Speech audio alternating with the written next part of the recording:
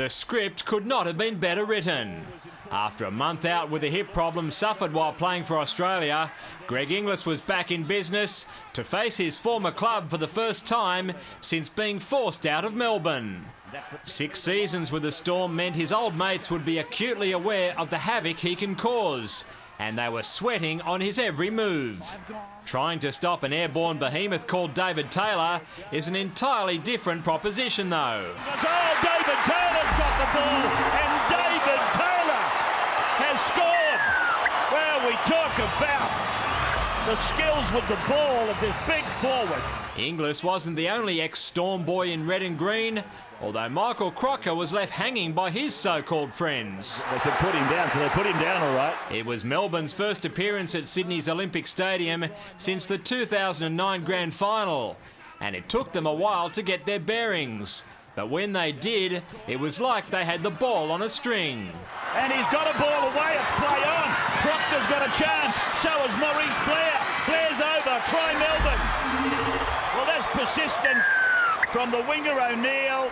South boss Johnny Lang had every right to be ropeable about his side's failure to cope with that dangerous situation. And he would have been furious with their porous goal line defence. Oh, didn't give him much pressure at all, did it? Bromwich's stroll across the stripe put the Storm in front, and that's the way it stayed until the first 40 minutes had expired.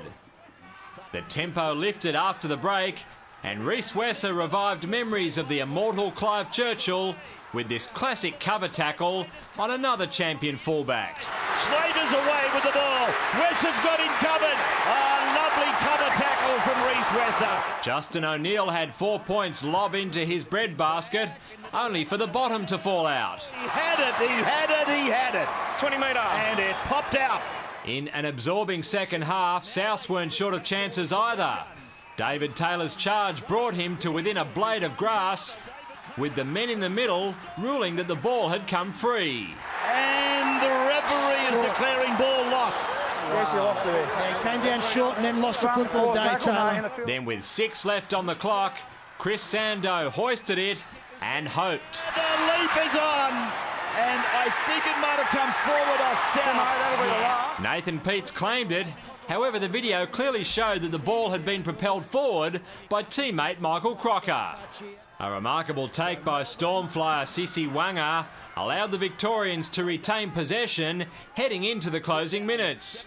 And it gave Cameron Smith the ammunition to fire a final shot across the Bunnies' bow. Good till now, but Smith has cracked it now.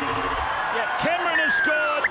That was a fitting way for Smith to cap his 100th game as the Melbourne captain, with the lone try of the second half sealing victory for Melbourne and ensuring they'd find themselves in second spot as the 2011 Telstra Premiership arrives at the halfway mark. David Rowlands, Big Pond Sport.